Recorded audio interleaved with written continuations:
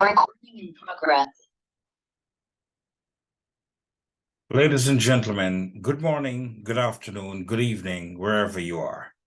My presentation raises questions about the future of human agency in the face of rapid incursion by machines and technology in all aspects of everyday life, including AI with the potential to become autonomous moral agents. Mankind has always been dependent on information, and it could be argued that we are information beings with everything about us coded in genes. So the quality of being human might be, for some people, no more than complex coding. This thinking comports with transhumanist philosophy, which aspires to a redesign of humanity to allow us to transcend our biological limitations and to shape the human species through the direct application of technology. In a March 23 interview, Jaron Lanier, the godfather of virtual reality, warns about this perhaps cavalier type of thinking. He said, and I quote, "A lot of modern Enlightenment thinkers and technical people feel that there is something old-fashioned about believing that people are special. For instance, that consciousness is a thing. They tend to think that there is an equivalence between what a computer could be and what a human brain could be," end of quote. That type of thinking would seek to approximate machine agency to core aspects of human cognition. So we are told, for example, that AI can lift the quality of our experience with democracy by moderating our political conversations, identifying our common positions, surfacing arguments of merit, whilst minimizing vitriolic and divisive speech. This type of machine agency will scale through large language models such as Facebook's massively multilingual speech project, which is described as, quote, speech recognition for the entire world, end of quote. These developments in the field of language and speech will, of course, ameliorate some of the deficiencies, perhaps many of the deficiencies that we experience in communication. But there is something unsettling about the domains of language and speech becoming dependent on machines.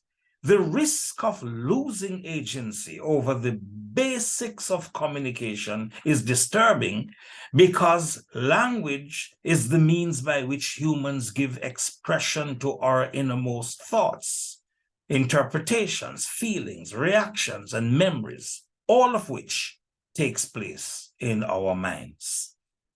Beyond the notion of colonizing language, our brain, which is the last bastion of freedom, is being decoded by machines. And insights from neurotechnology are mainstreaming the theory that there is no such thing as a free will. Following that line of thought, it might not be considered unethical, for example, to purposely design technologies that bypass our rational defenses.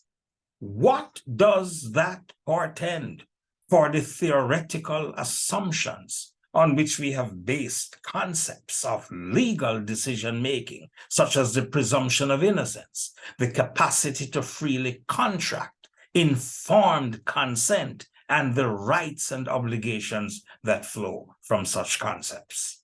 I want to make some specific recommendations on how we could respond, and I do so fully conscious of the need to avoid rights inflation. First, digital media and information literacy, I contend, should be promoted as a specific human right something I might be repeating here, but worth repeating ad nauseum, not just as a derivative of the right to freedom of expression in Article 19 of the Universal Declaration. As the IEEE asserts in its ethically aligned design, and I quote, "Human rights in the digital sphere do not exist until individuals globally are empowered with means, including tools and policies, that ensure their dignity through some form of sovereignty, agency, symmetry, or control regarding their identity and personal data," end of quote. Second, we should consider creating a new set of rights that are neurospecific, encompassing the right to cognitive liberty or mental self-determination. As Nita Farani observes, there are no legal protections from having our mind involuntarily read. The law contemplates externalities in the sense that we should not be constrained from formulating thoughts and expressing them freely.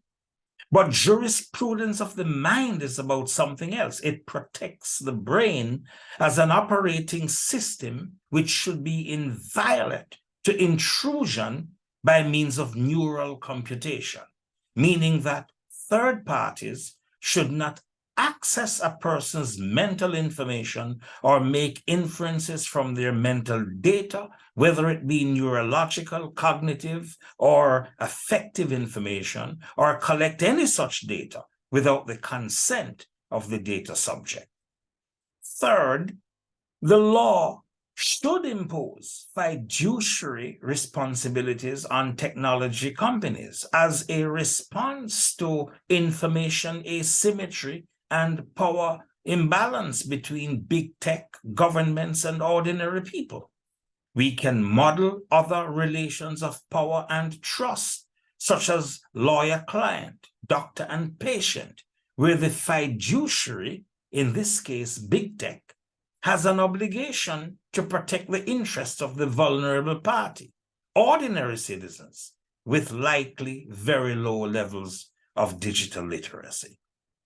Fourth, there needs to be strong advocacy for a global framework of humane realism built on principles such as the UNESCO recommendation on the ethics of AI and the other considerable body of international soft law that has emerged from intergovernmental and standard-setting bodies.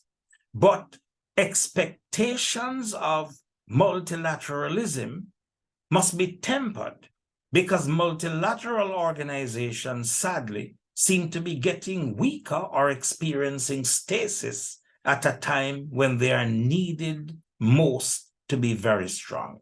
So civil society, although very often those organizations are poorly funded and need capacity building, civil society needs to be a key player in a global coalition of progressive forces involving actors across all vectors of society and culture. In other words, we need a new multilateralism which builds from the bottom up. Finally, I should say that the future of human agency need not be dystopian if we look through the lens of an alternative universe that rejects technological determinism and information feudalism. We can preserve a world which is human-centric, with values such as human dignity, mental, physical, and digital privacy, and freedom of information intact. And at the same time, we can build a better future with the help of technology, and not better technology at the expense of most of humanity, as Carlos Moreira and David Ferguson observe in their book, The Transhuman Code. Thank you.